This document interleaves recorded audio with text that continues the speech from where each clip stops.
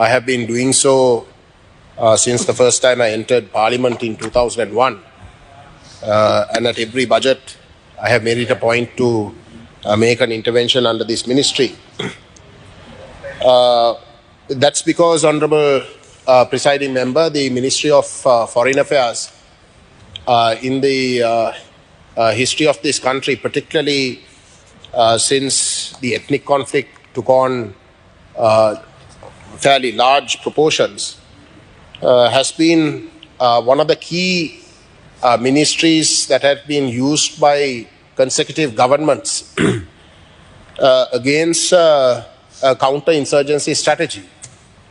And it has been a ministry in the past at least, of lies. A ministry that has chosen to cover up major offences, deny major offences, both in international human rights law and international humanitarian law. And till this government came into power, that has been the reality.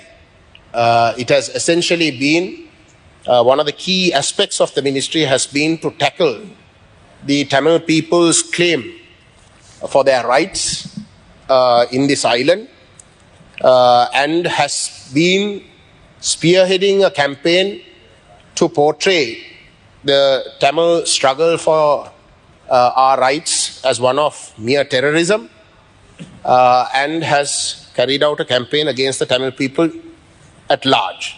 Now, the question, Honourable Presiding Member, is whether this government, since it came into power, has changed any of that, and whether its approach towards the ethnic conflict, particularly with regards to the way in which it handles foreign policy, with regards to countries that have shown interest in voicing the concerns of the Tamil people in this country, and how they have dealt with that aspect. And that's a key. Now, what is the test, Honourable Presiding Member? I have before me, and I will table this in the House, the statement by the UN High Commissioner for Human Rights, Zaid Rad Al Hussein, via video link to the Human Rights Council. Now, this statement was made on the 14th. This statement was made in 2015. In 2015, September 30th.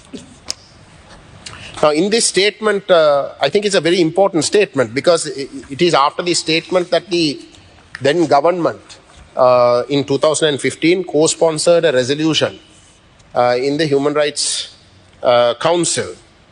And this is what the High Commissioner, who is a very highly respected jurist and an activist, says about the situation in Sri Lanka.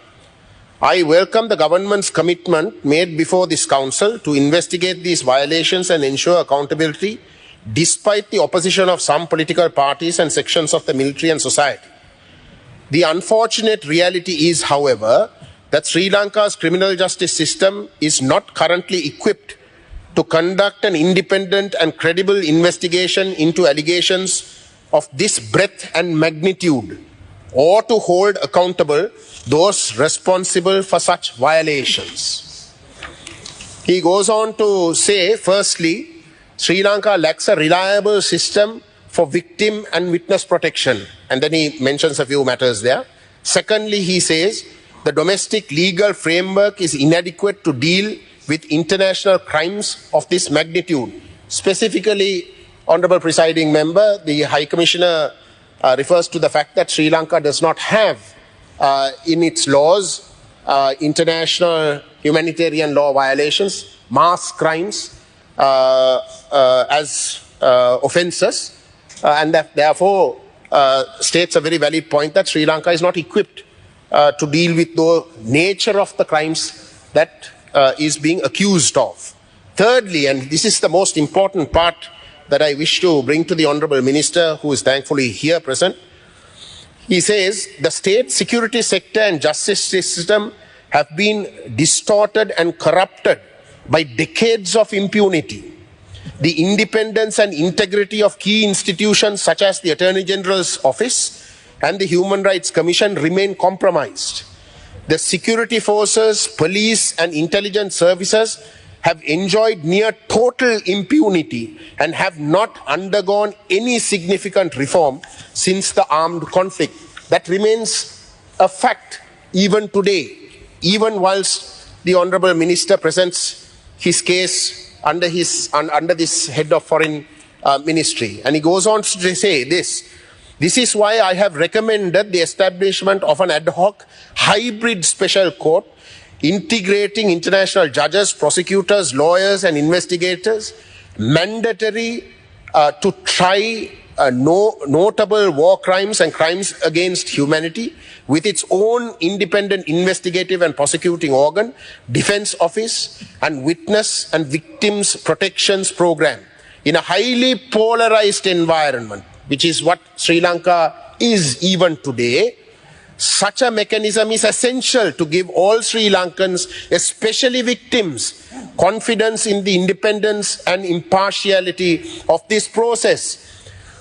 Judicial accountability, Honourable Minister, he says, should be accompanied by broader transitional justice measures, including truth-seeking, reparations, to ensure that the right of victims to redress is realized.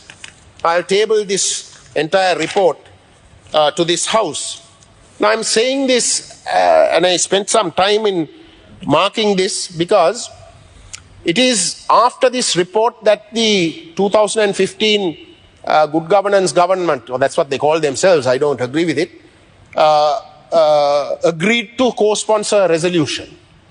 But despite that, when Ranil Wickremesinghe became president, he went back on that, supporting that resolution that he himself, as Prime Minister, is supposed to have co-sponsored. He went back on it. He got his Foreign Minister, Mr. Ali Sabri, to oppose it quite vehemently. And the then Foreign Minister Ali Sabri, on the 27th of July 2023, when he met with the foreign correspondents in Sri Lanka,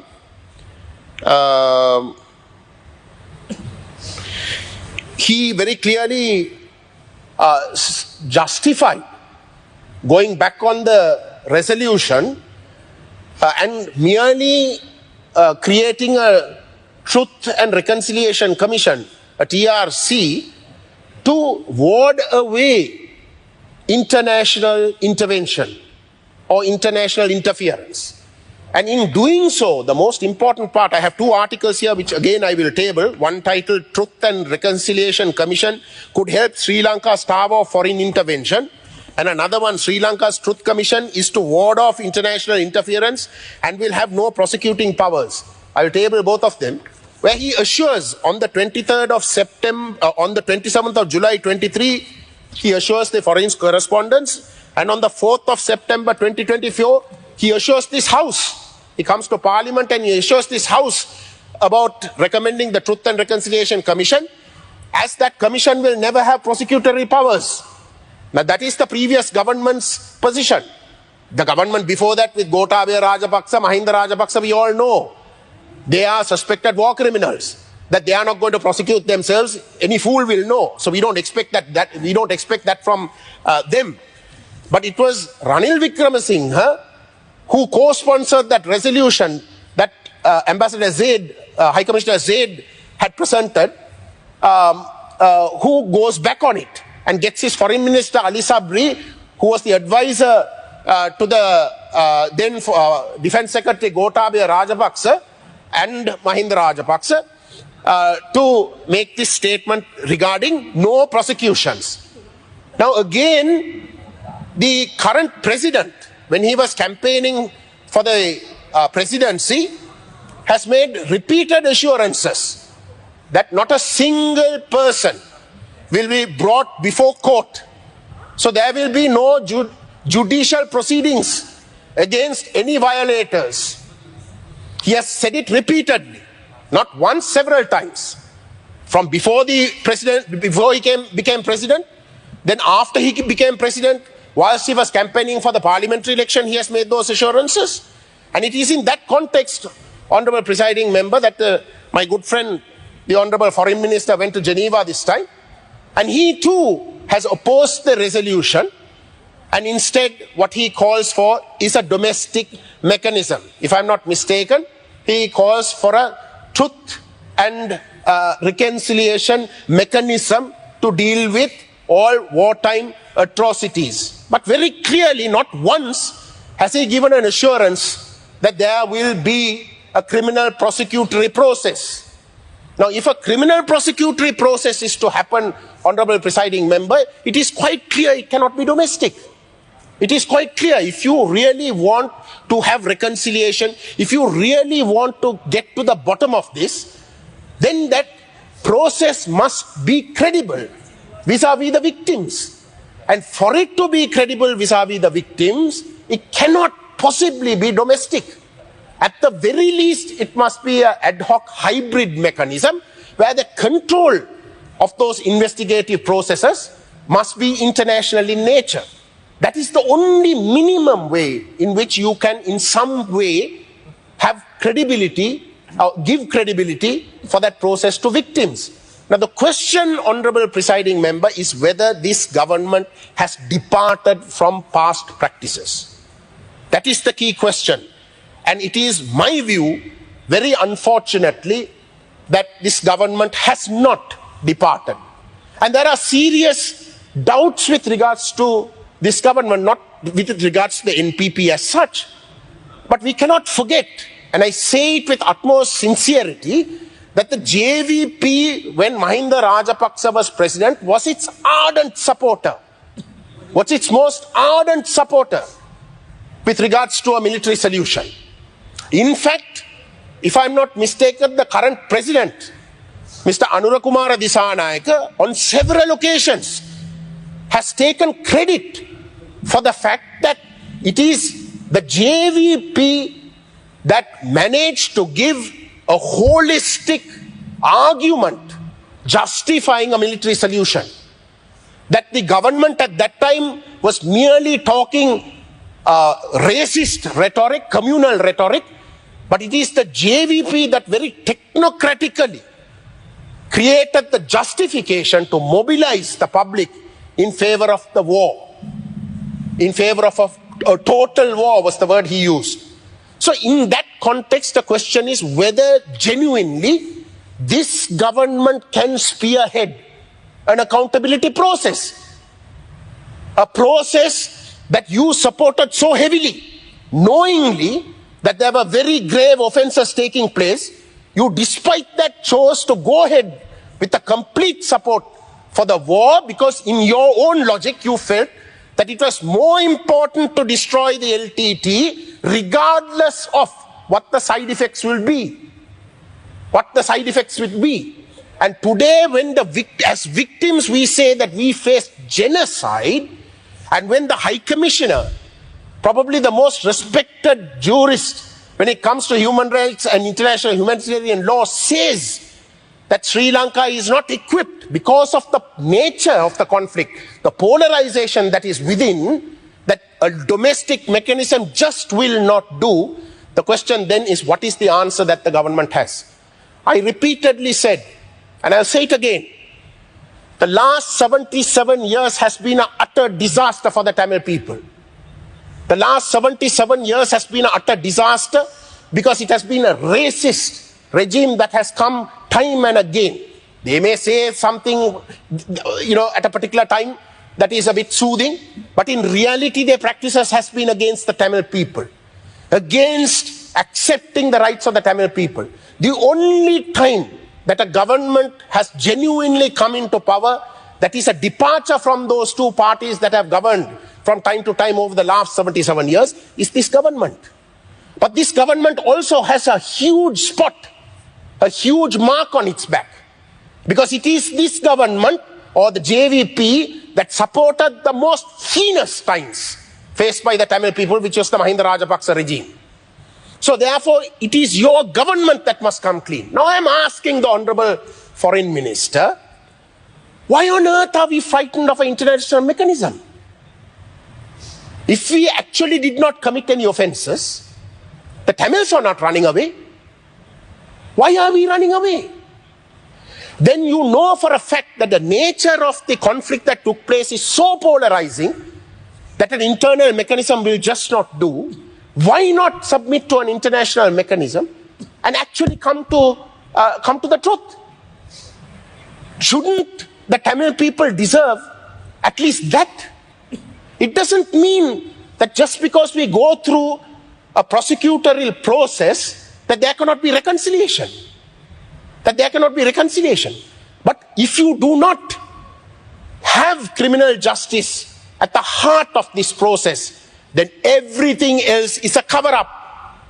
Then everything else is a cover-up, which is exactly what previous governments have been trying to do. Now, Honorable Presiding Member, I also want to bring up something that has come up recently. Now, I normally don't make these comments. I try to avoid making comments, even though I repeatedly speak on the Foreign Ministry with regards to other governments. But when the NPP government won the elections, the ambassador to China visited Jaffna and made comments which I thought was very unbecoming of an ambassador. I don't think the Chinese government follows those processes, but certainly the ambassador broke tradition in my view and made completely unacceptable statements in support of the NPP. He interpreted those election results and he welcomed the NPP support in the north, particularly in Jaffna. The NPP got only 24% of the vote. Only 24% of the vote in Jaffna. They might have got 3 seats out of 6, but they only got 24% of the vote. On what calculation the ambassador thought that the Tamil people of Jaffna voted overwhelmingly for the NPP, I don't know. But he should never have been allowed to make those comments. Now, if the government is so sincere with regards to changing the culture, then the foreign minister must actually question the ambassador. Because it is completely unfair for an ambassador to make such. I don't think any other ambassador in any other Honorable Member, country, you have 2 more minutes. From any other country has made such comments. Now, why I am saying this, Honorable Presiding Member, is from the 19th to the 23rd of February, a Minister for National Ethnic Affairs Commission, Mr. Pan Yu, has visited Sri Lanka with a delegation. And he has also met the Buddha Sasana Minister, and I am told has stated that he wants to, China wants to open a cultural affairs center, Sri Lanka China Cultural Affairs Center in Jaffna. Now, this particular ministry, the NEAC, Honorable Presiding Member, is the ministry that is in charge of ethnic minorities in China. And the Honorable Minister knows fully well that there are serious allegations against that ministry, against the policies of that ministry. Amnesty International has accused the Ministry of Suppression of Cultural and Religious Practices. There are allegations of genocide against the Uyghur Muslim minority practiced by this ministry. Human Rights Watch has accused the Ministry of Mass Surveillance and Data Collection. There is accusations by Epicenter of assimilatory policies.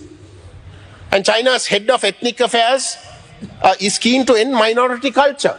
That is their policy in China. Now, the same sort of sentiments were expressed by Gotabaya Rajapaksa, that he doesn't like minorities, that we must all assimilate.